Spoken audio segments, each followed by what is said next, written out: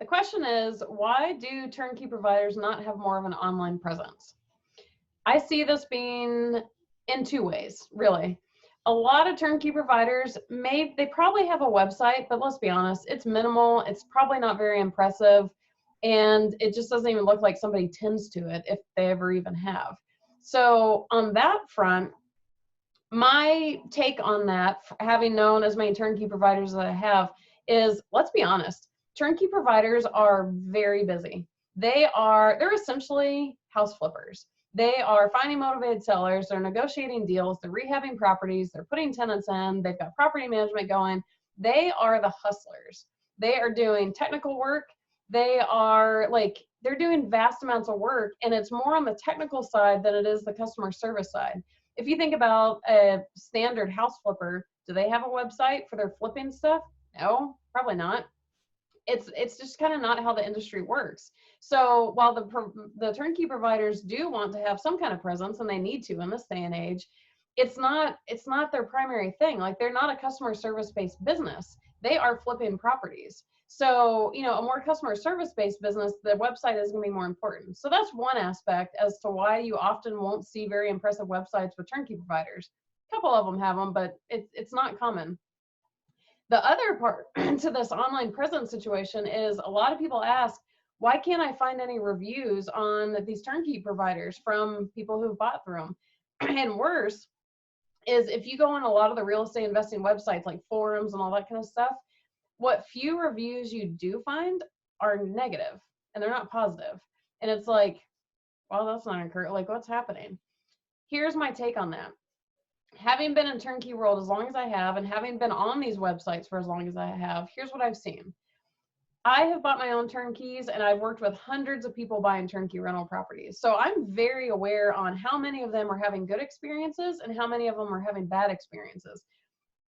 Quite frankly, the majority are having good experiences.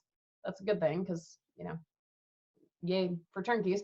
But you're not seeing the reviews online. So here's my take on why this happens.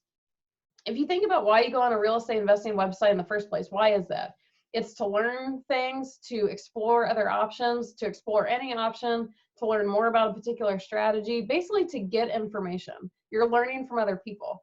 So if you get on one of those websites and you're exploring all these things, and you decide a turnkey rental property is for you, and you buy your first turnkey rental property, the buying process for a turnkey, in comparison with a lot of strategies, is very straightforward.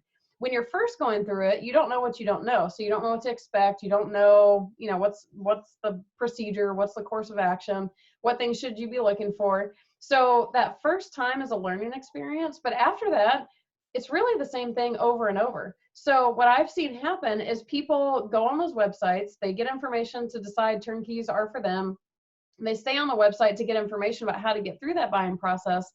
But once they've been through it, they don't need more information, because the process is going to be the same after that. And if you think about the people who are buying turnkey rental properties, they're buying turnkeys for a reason. Chances are they have a full-time job. They're too busy otherwise to care to swing a hammer or flip a property.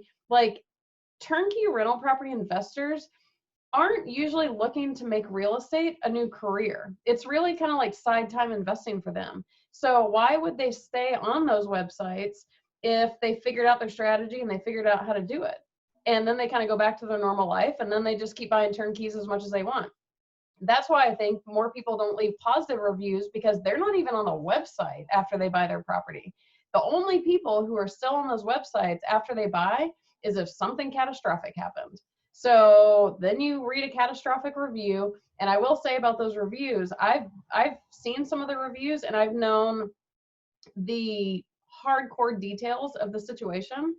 And some of those people have legitimate complaints for sure, but there's oftentimes a lot more to the story. For example, I know one who left this whole slew of a review, and it sounded terrible.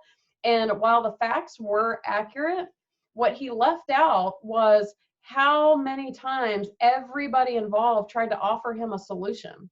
And he never even responded to them. Everyone was trying to help out with this particular situation, because it was a freak of nature kind of thing. Everyone tried to reach out and offer help. He never even responded to anybody. But then he went online and posted about this god-awful, terrible experience, never mentioning that everybody was trying to help him. and he didn't take it. So it's things like that. Like, you know, I never want to say a negative review is false, because maybe it is. Like, we need to know if there's a bad turnkey provider or one offering bad experiences.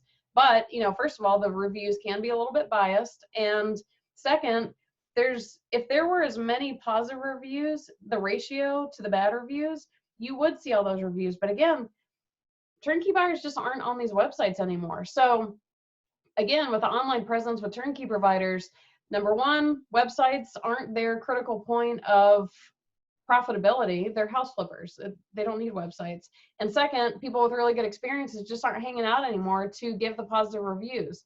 So that is my personal take on why turnkey rental properties don't have, or turnkey rental property providers don't have more of an online presence, and why it can be a little bit hard to vet them. Not gonna lie.